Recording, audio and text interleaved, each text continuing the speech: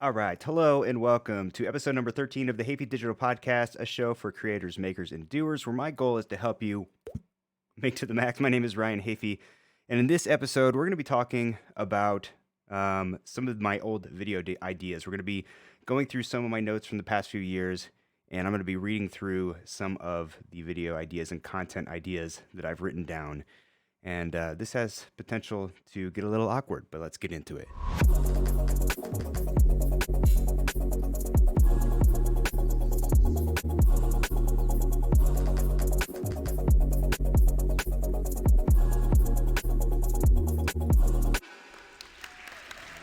Right. Oh, there's my applause. What's up, everybody? Welcome to the show. Thank you for tuning in. If you are new, please click that subscribe button and be sure to follow me on social media at Ryan Hafey on Instagram and Twitter. And let's chat. Let's have a conversation. So welcome to the show. So it's been a super busy week. We've officially had Tum Tum, our new Cane Corso puppy, for 1 week. We got him 1 week ago today, and when we first got him, it was we had the thought that he was the perfect puppy. My wife likes to say that I have a good track record of picking out good puppies. We have 3 dogs now, and for the first day or two, he was great. He was so calm, and just wanted to cuddle, and was really easy going. And then, of course, after a couple days, he started to get familiar with his surroundings, and he got comfortable. And that's when the semi-destructive behavior and the biting started to kick in.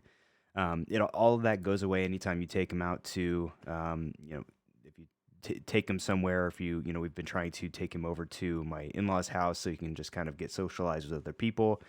And for the most part, whenever you take him around new people, he gets very quiet and calm. But in our case, whenever he's here, he's a handful. But, that's obviously going to happen. He's a puppy, and we expected that. Doesn't make it any easier, but we expected it. So we're putting up with it. So I took a week off from going into the office this week, which was a phenomenal idea because otherwise I don't know. My wife probably would have been driven insane. So, and I'm glad I got that time to bond with them. So anyway, more updates. Still trying to figure out this Rodecaster Pro. I know I talked about it last time. I still love this thing. It works great. I actually reached out to Rode because one of the things I was curious about is whether or not I should leave this on. I mean, there's obviously a power button on the back, but because I'm using this for just about everything that I do, I mean, this is my main audio console, inbound, outbound audio. I use it for that. So the question was, is it okay to leave this thing on at all times, or should I consider turning it off when I'm not using it? The safe answer would be, yeah, to turn it off whenever you're not using it. But, the way that this is just first world problems here, but the way that my desk is set up, it's a little cluttered here. And in order for me to kind of reach into, and access the power button, I kind of have to reach underneath this thing here and get to it, and it's just kind of annoying. So I figured I'd reach out and say, hey, is it cool to leave it on, or should I turn it off? And for anybody wondering, Rode suggests turning the Rodecaster Pro off when not in use, just to kind of for the longevity of some of the components. But I'm getting a little confused. Not confused. It's just it's difficult to get into the habit of. Let me go back to this view here of where these buttons zoom in there. There we go. So some of these buttons down here, I mean, on the surface, they seem pretty self-explanatory, but the way that these buttons work in conjunction with this Elgato Stream Deck that I have, it gets a little confusing. Sometimes the audio will double up if you don't have the right tracks muted. So as you can see, if you're watching this, I've added a couple little stickers here, on, off, on, so that I know at least initially when I start the episode which of these buttons need to be on and off. And obviously, I'm assuming over time, I will get a little more used to that. So anyway, Rodecaster Pro updates. Still love it. Just trying to get it into my workflow. Also, I am in the midst of working on another video for my main channel. and I call it my main channel. I mean, mostly just because it has more subscribers, but I've been focusing a lot more on this podcast a lot lately. But I am in the process of getting more content over there.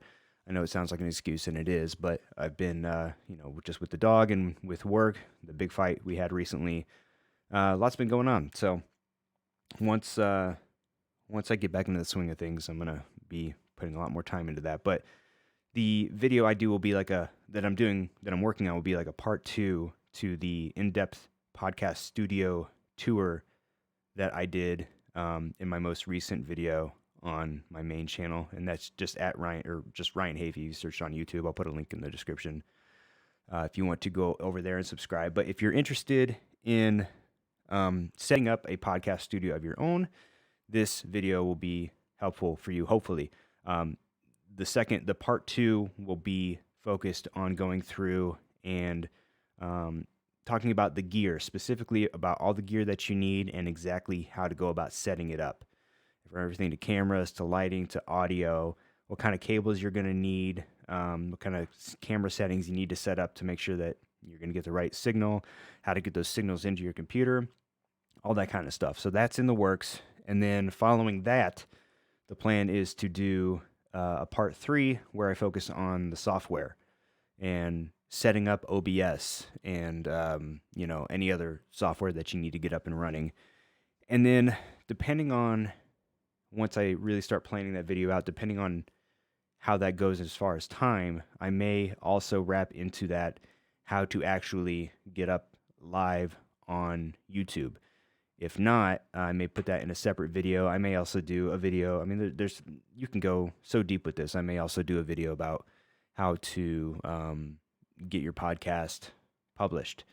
For me, it's simple, just using Anchor, which so far has been a very super simple and easy to use platform for podcasting, and it's free. So that's awesome. But that's the plan for now. So yeah, moving on to the topic at hand. Actually, before I get into that, so yes, today I want to be talking about, I'm going to be going through notes that I've written down in notebooks such as these or on my phone with various video ideas that I've come up with.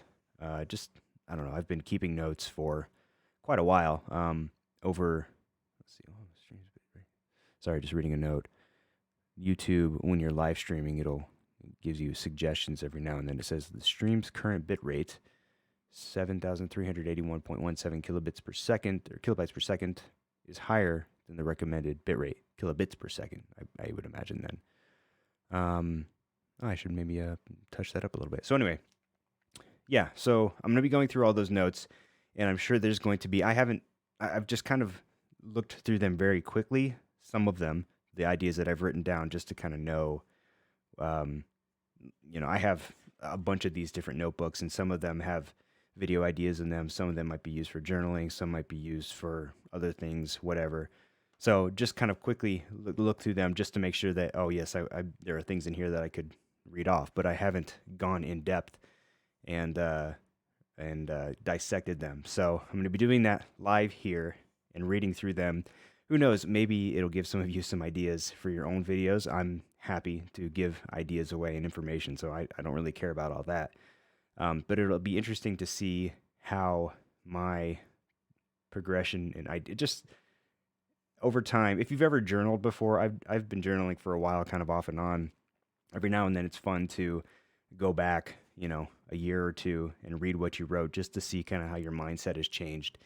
And I'm guessing that the same thing will be the case when it comes to coming up with content ideas. But I wanted to start with a word about just note-taking and organization in general, and, ask for suggestions, I think, most honestly. I haven't come up with any kind of method for really having, I don't know, I don't have I'm not very well organized when it comes to note-taking and jotting down ideas. I like to consider myself pretty organized when it comes to like file structure and things like that. If I'm editing a new project, I've got that pretty down pat. I have a folder structure that I adhere to, and it makes my job a lot easier because I almost always know where I need to go to get different, files or whatever. But when it comes to note taking, I haven't locked into any one system yet. Excuse me, I'm drinking that bubbly again. It's giving me the burps. So I've used some different services in the past. I've used Evernote, but it's been a while since I've used Evernote, and I hear a lot of good things about it. I know that it's got a lot of cool features as far as clipping from websites and things like that. I think really what it just comes down to me is I'm too cheap to pay for it for a year. I'm not sure how much it costs. I thought I heard somewhere it's like $100 for the year or something. That could be off. I'm not sure. Either way, I'm just not. I don't know that I value it that much to pay for it. Maybe I would if I paid for it and started using it. I don't know. I've also used Google Keep, which is a really good alternative to Evernote, but it has its limitations. One of them being I wish it had a desktop app of some kind, like a desktop program, instead of having to use it through a browser. I would love to have the ability to just let me see here. Yeah, so on this camera here, you can kind of see on this screen, like I've got like sticky notes in Windows. I've got this Rodecaster Pro thing that shows my different sound effects where they're located on the board. There you go. Wait. Yeah, okay, you could hear it. And then I'm obviously monitoring the live stream and OBS and all that kind of stuff. But Google Keep doesn't have a desktop app as far as I could tell. I couldn't find anything. So that makes it a little limiting to me. And if they had that, I would probably use that almost exclusively. I know they have a mobile app. But, if I'm doing this podcast, I like to be able to sit down. That's part of the reason why I'm using the sticky notes here. Here, I'll just do, let's see. And this is kind of, oh, wait, hang on, there we go. Why does it not want to come over? Oh, now I lost my sticky notes. Where'd they go? Ah, damn it. Whatever, it's not that important. We'll go back over here. So, yeah, I just use sticky notes, but that doesn't go everywhere. I can't open that up on my phone. So I'm looking for something that I can use everywhere, as opposed to putting some stuff in a written notebook and then, I'll use the reminders app on my phone, or I'll use notes on my phone.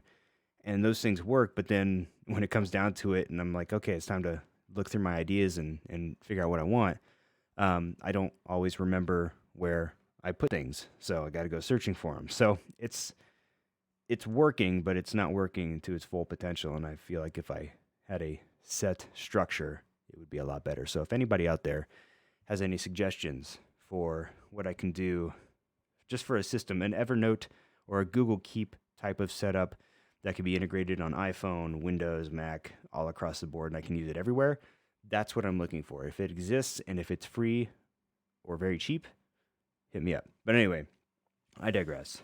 Okay, this was actually, it says today's to-dos. This was actually going to be part of a series. This is a video idea in and of itself.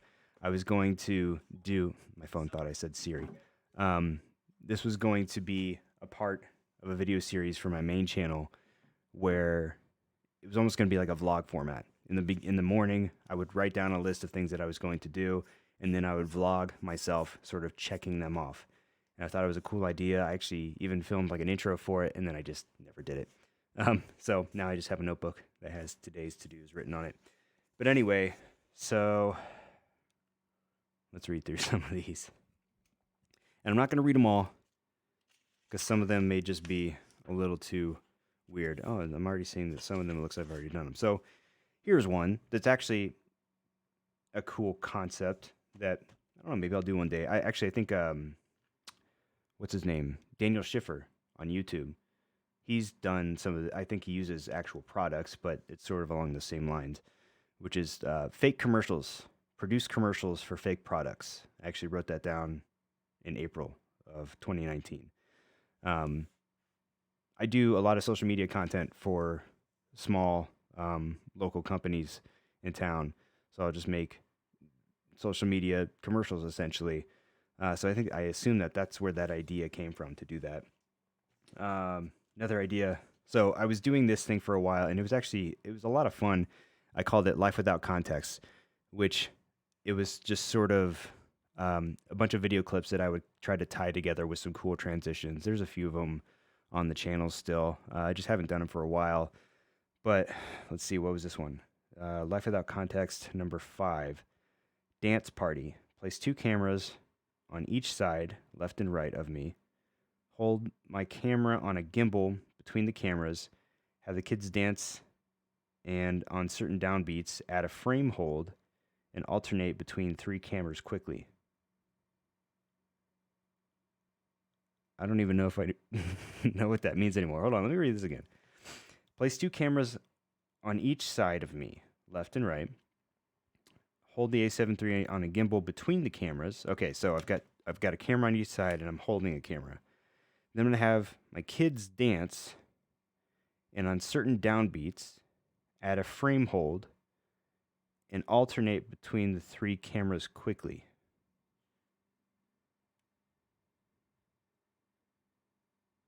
I don't. That must have made sense in my head at the time, but I'm, I can't. That was only in April, and I don't even know what I'm talking about. All right, we're gonna move on from that one.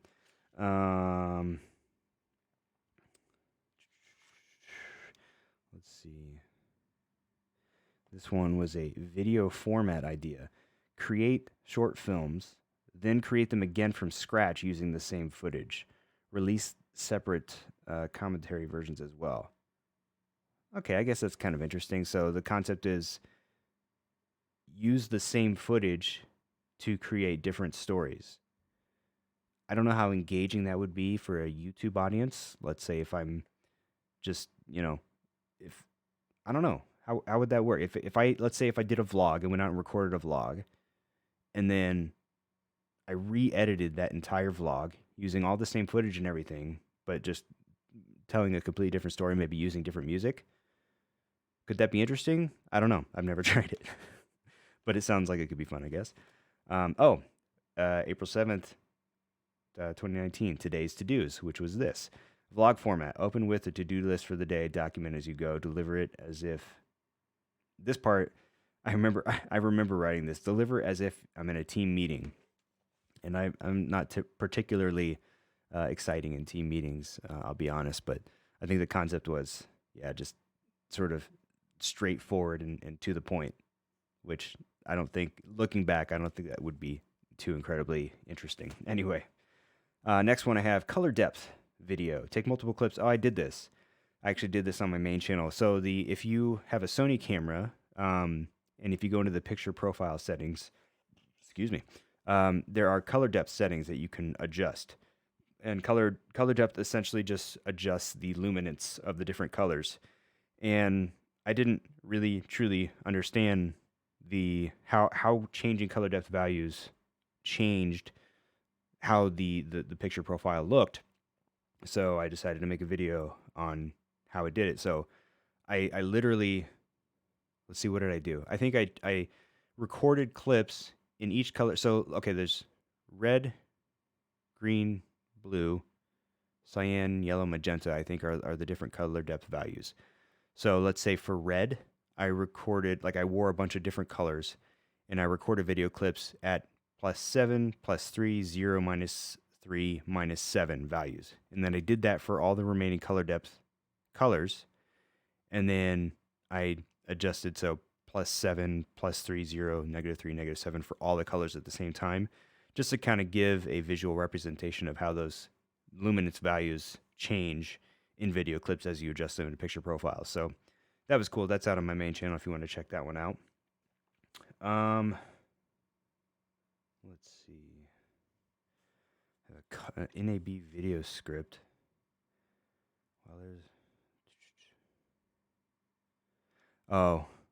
I think I ended up going a different direction with this, but I did a video at NAB, National Association of Broadcasters, in 2019, where I walked around and found a number of YouTubers, all the YouTubers that I could find at NAB, and asked them to be awkward with me on camera. And I assumed that I had a different plan for that video initially, but I think I just ended up publishing it as a kind of like vlog format. Oh shit, that was a long one. that took up like a whole page in my notes. Um, April 13th, ridiculous camera rig. Use all available accessories and adapters to create a crazy but functional camera rig out of the A7 III. I did this one as well. that that's also on my main channel. I created a camera rig that had, you know, two microphones on it, an audio recorder. It had a clamp on it that held a Quest bar so that if I got hungry, I could eat. That was a fun one. Let's see, vlog idea. Every shot is the same camera movement. For example, a gimbal from the ground to up high. Talking must be done during the camera movement. I don't know what I was thinking with some of these. Every shot is the same camera movement. I think I remember this one. I think the thought was like, I don't know, I guess I would each clip would just, you know, the camera might move like this, up and down, and then it would cut, and it would sort of cut seamlessly into the next one. But each clip was kind of like its own clip. All the talking had to be done during it. Yeah, again, in hindsight, probably not the best idea, but I guess glad I wrote it down, I guess. I went to Peoria, Illinois, which is where I'm from originally. We typically do every year.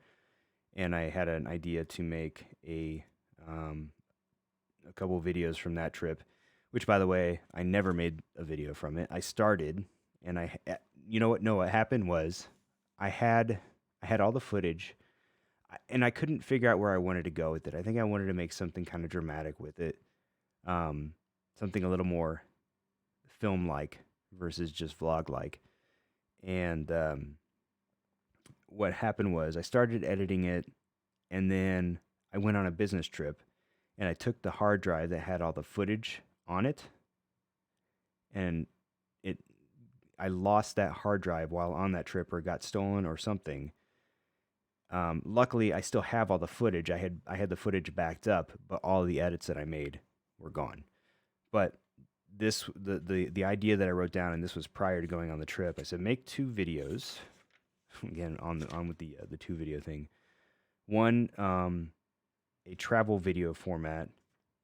The other, like a horror story. Includes shots of walking into woods or cornfields. So I say I'm from Peoria, but I'm actually from a small town just west of Peoria called Edwards. And there's a cornfield behind my house. If you go to the dead end at the end of my street, there was woods there where we used to play at growing up. And I just had this idea of like walking into a cornfield and sort of, you know, putting in some scary music and making a horror style video out of it. Again, didn't do it. And actually, I think this year we had, or last year in Illinois, the agriculture wasn't, I think there was too much rain was the problem. Sometimes they get too little rain. This time they got too much. And it was causing issues, and the crops weren't very tall anyway, so the whole cornfield thing wouldn't have worked. Maybe one day I'll dip into that footage and actually make something out of it, because I had really high hopes for that one. For some reason, I wrote down color depth video again. I think this was me actually. This is me actually writing more in depth, like what the outline of the video would be. Yep, still okay. Tagline. See, here's the thing.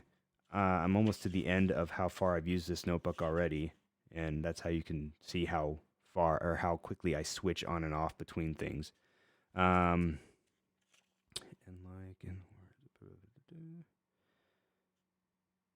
May 5th, 2019, do an office tour vlog. Now, I remember that idea. I initially had the idea to do kind of like a cinematic, almost Peter McKinnon style video of me just sort of swooping and cinematic slow motion shots of me showing off different parts of my little studio here. And I sort of put that one aside. But I guess technically I ended up doing that video, which was my most recent video of the podcast tour. And so yeah, that one I did. Great. Mark that one off the list, I guess. May 9th, 2019, client rant video. Come up with a list of things you wish clients knew more about. For example, photo resolution, PNGs, slash vectors versus JPEG video resolution logos. Didn't I do a podcast on this? Hold on. I'm pretty sure I did. I'm going to check on this. Podcast episodes. Yep. Episode 9, client wish list. So, okay, cool. Well, I didn't do that for the main channel, but I did that for the podcast. Interesting. On May 11th, recreate time-lapse effect from multiverse video from Vimeo. Capture time-lapse while in Brooklyn. Okay, so I'm starting to realize that I guess maybe I do act on some of these ideas that I write down. That's another video that I did on the main channel. There's this video. I'll see if I can pull it up here. I'll pull it up on my channel so I can't get taken down. This is actually kind of comforting, though. I like the fact.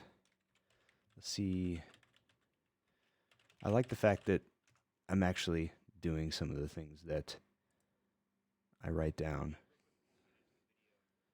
Share a productivity hack that I've been messing around with for the past week or so. And it's designed to help me use this a little bit less than I already do. Like many of you out there, I'm sure. Blah, blah, blah, blah. So this was the effect. Time-lapse effect where it sort of focuses on one central subject area and then shows them. So I ended up doing this. If you scroll to the end, let's see.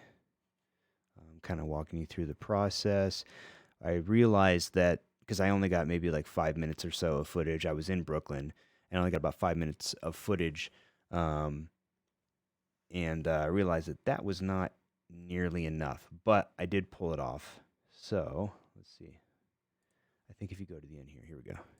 Bye-bye. All right, here it is. If you pay attention real close, you can kind of see that I pulled it off, but it took a long freaking time because you literally have to do everything manually. And yeah, it was not easy, and I don't know. If you're on Vimeo, go look up Multiverse and check out this dude's work. I wasn't familiar with him before it, but he's it was a pretty impressive video. And I got to give credit to anyone who will spend that much time doing anything like that. Let's see. May 11th, live stream a tutorial complete with overlays and clips. Use OBS. Well, I guess I'm doing that now with this podcast.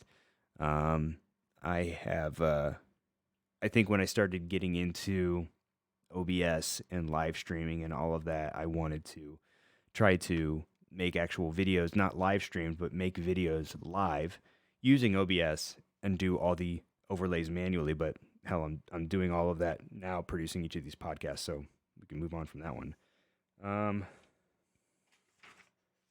see. And that's it for this notebook. Let's dive into the cell phone because I've got a much bigger list on this. So, yeah, like I mentioned, I use the Reminders app and I also use the Notes app. And I think what I typically do is I'll use the Reminders app for just like if something comes to my mind, a quick idea, I'll put it in a video ideas reminder list.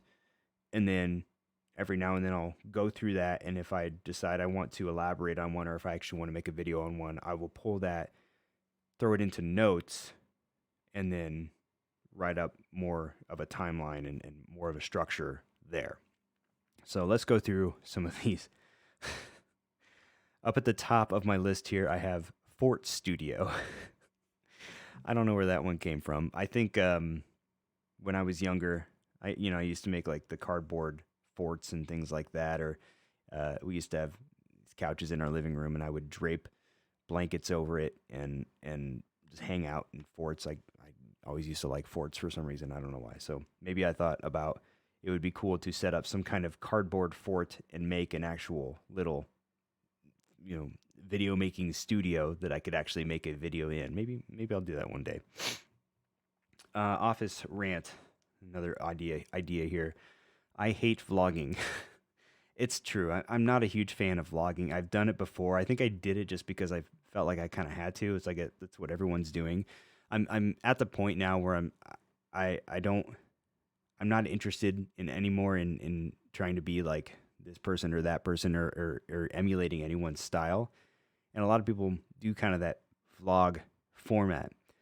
I think the format that I'm most comfortable in is this format, just being on camera. Now, granted, if I'm filming a video that I'm going to edit together, it's a little less nerve wracking for me because I can, if I mess up, I can just keep going.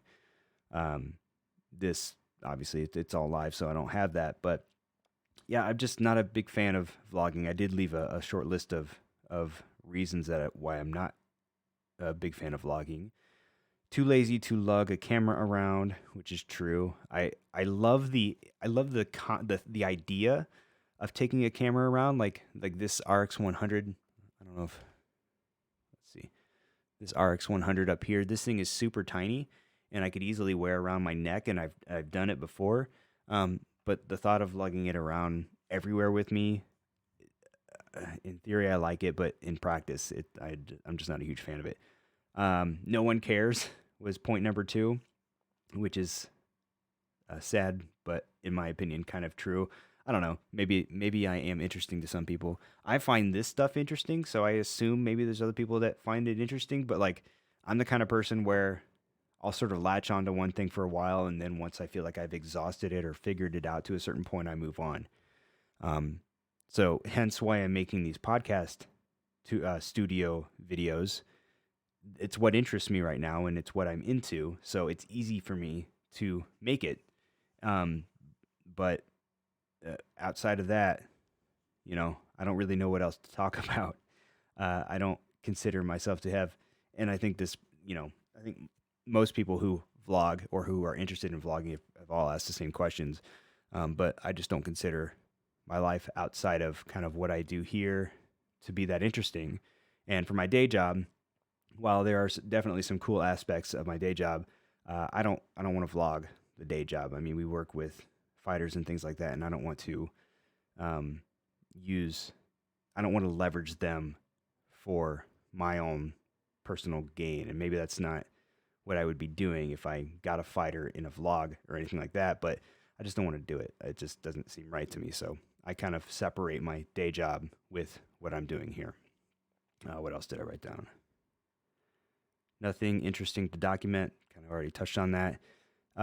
And number 4, I put it's embarrassing, and it kind of is. If you're, I watch camera conspiracies. I don't know why. Like that dude, he's so consistent with this content. If you haven't watched Camera Conspiracies, go check him out. He's got another channel called Vegetable Police. A guy named Casey. He's from Canada. He uploads videos. Seems like almost daily. I don't know how the guy comes up with all that stuff to talk about, but he does it, and he walks around town and vlogs, sometimes holding 2 cameras at once in public around a bunch of people, and I'm embarrassed for him when he does that, but he does it so confidently that you can't help but appreciate it. I just watch it and I cringe a little bit, like, just imagining myself in that environment. And I know people are like, oh, you should do it because it'll make it easier. It's like, I'm not interested in doing that. It's not that I can't, because I've done it before. I'm just not interested in it, I guess. I don't know. Maybe I'm just making more excuses. Whatever, moving on. So the next idea I have listed here, choreography. Shoot 4K, lots of space on either side of the subject to make room for After Effects stabilize effect and other zooms and pans. Posterized time effect, shoot on tripod, wide angle, fast shutter, 60 or 120 frames per second. Okay, so I remember this one. Hold on, my nose is getting a little runny here. Hold on. Is this good pod? I remember thinking this. There's been a lot of those like dance studio videos lately. You've probably seen them, all these like hip hop dancers, and you kind of get the gimbal shots where the gimbal's kind of coming in and moving back, and there might be a little shimmy that they edit in after the fact on certain downbeats and things like that.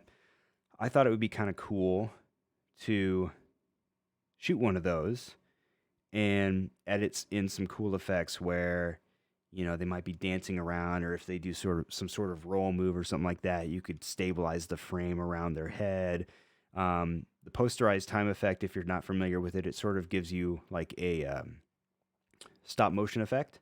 So if you put the posterized time effect, and this is in Premiere, if you put it on a clip, you can say, let's say it's a 24 frames per second clip, you can use this posterized time effect to make it play back as if it's a 12 frame. You can set however many frames per second you want in there. But like the typical stop motion frames per second is 12 frames per second. So if you set it at 12 frames per second, and then you shot the footage with a faster shutter speed, like 60, or or just a faster shutter speed in general, each of those frames, like the motion will kind of be frozen, so it'll give more that stop motion effect. If you shoot with kind of the traditional, double your shutter speed should be double your frame rate and all that, whatever, then you're going to have that motion blur, so it's not going to look as stop motion-y. But I thought it might be kind of cool to shoot one of these with fast shutter speed, use that sort of stop motion effect, some stabilization, and just sort of see like what I can make out of it, see if it would be interesting at all. Anyway, next idea, create creative uses for boring stock transitions in Premiere. So, cross dissolve, or like the barn doors, or the diamond whatever dissolve. I forget a lot of the transition names because I don't typically use them for the most part. But I thought it might be kind of cool to make a video where I pick some of them and try to make some interesting transitions using those really boring stock ones. Pretty self-explanatory. The next one I have here is called, I put linear progression with masking. I don't know what that means, but let me read the description I wrote. Hold on, there we go. Film with a camera on a gimbal while walking in a straight line.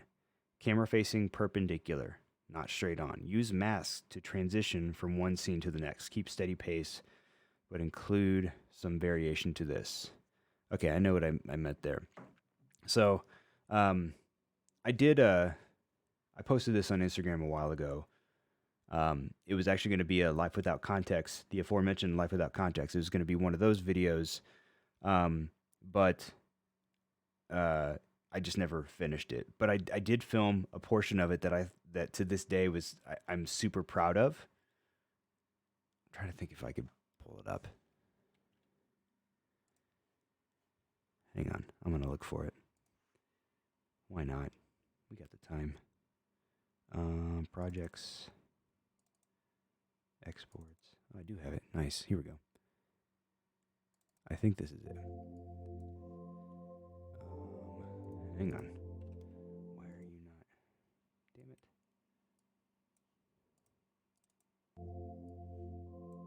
Okay. Let's go to the screen. So this was the clip. Ignore this part here.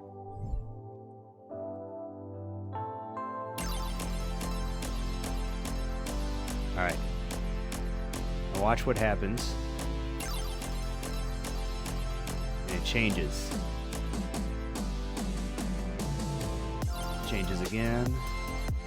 And changes back one more time. So that was only a portion of what I wanted to do. So basically, I intended to make an entire video of and that's kind of like what the Life Without Context theme was sort of cool transitions and basically making a nice even flow throughout the video. So I used masks in that case. So basically, I did multiple takes where I walked with the camera on the gimbal around our kind of play area where the pool table was, trying to keep that same camera motion as much as possible so that when I passed some of those pillars that were, that crossed vertically through the frame, I could use those to mask into a new clip. And I felt like I did that pretty successfully with that. So maybe one day I will sort of build off of that. But I don't know, it's pretty dated at this point. I think I exported that clip I just showed you in June of 2019. So it's kind of old. If I include my kids in it, they're probably going to look a little bit different than they do. So I don't know.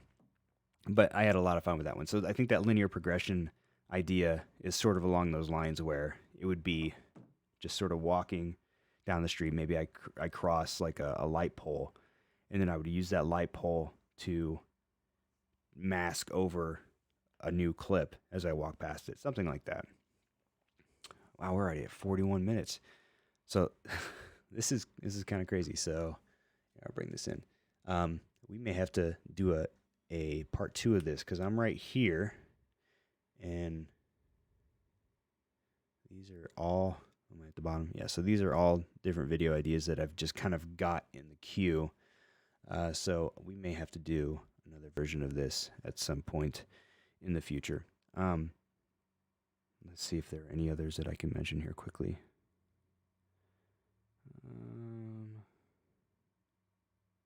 Okay, I'll talk about this last one, and then we'll call it a day. So I wrote here, create a rig that films directly into the focus prism on top of the Canon AE1. Actually can't do it on the Canon AE1 because the Canon AE1 doesn't have you can't remove the top focus prism. But I digress. Great creative with how camera will, what? I wrote great creative with how camera will mount, and now rig will be used on gimbal. Vlog this process. I'm sure I had a typo there, but I think the concept was, and I've taken photos like this before, so I've actually, let me grab this one. This is a film camera I've shown before. This thing is cool because the top of this camera comes off. So, and I doubt that, ooh, almost dropped it. I doubt this is going to be, oops, wrong one. So you can kind of see through the prism to see what it sees. Like right now you're looking at the softbox that's up there. So the thought was, get my focus back. Bloop. We good? Okay. The thought was I would make a rig, and I think I if I remember correctly, I tested this, but this would be here, and then using a friction arm, which I actually have a friction arm that holds up. I don't know how well you can see it, but there's a friction arm here that holds my camera in place. These things are really good too. If you tighten these things down, these friction arms, it's not going anywhere. So they're a little pricey, they're like $120 a piece, I believe. But I've got one for this, and then this video light is actually being held up by one as well. So I highly recommend them if that works into what you do. But anyway, the thought was using one of those to mount basically my Sony a7 III up like this, shooting down directly into the focus prism area, whatever you call that, and making like a short film of it. And I remember testing it. I remember shooting like a small clip about it, and it wasn't exactly what I had anticipated, but yeah, I mean, it kind of worked. The friction arm, while they do hold pretty tight, there was a little bit, oh shit, my lens just popped off here. There we go. So yeah, the friction arm worked, but it wasn't perfect, and it moved around a little bit, so created a little bit of jitter there. So I probably would have had to go in and do some stabilization, adjusting, and things like that. But just another random idea that I come up with. Anyway, yeah, so we're going to do a part 2 of this, maybe not in the very next episode, but that was fun, just kind of going through. It's actually giving me some ideas of things to work on in the future. So we'll do that again. And but for now, I think I'm going to call this one done. Hopefully you enjoyed that. Hopefully that was entertaining for some of you. Hopefully you got some ideas out of that that you can take away and work on yourself. Once again, if you stuck with me this long, I would appreciate if you click that subscribe button down below and then go over to Instagram and Twitter and follow me at Ryan Hafey. Let's talk. Let's have a conversation. Let's talk about cameras and stuff and nerd out and all that cool stuff. But until then, thank you as always for watching and listening, and we will see you in the next one. Bye-bye.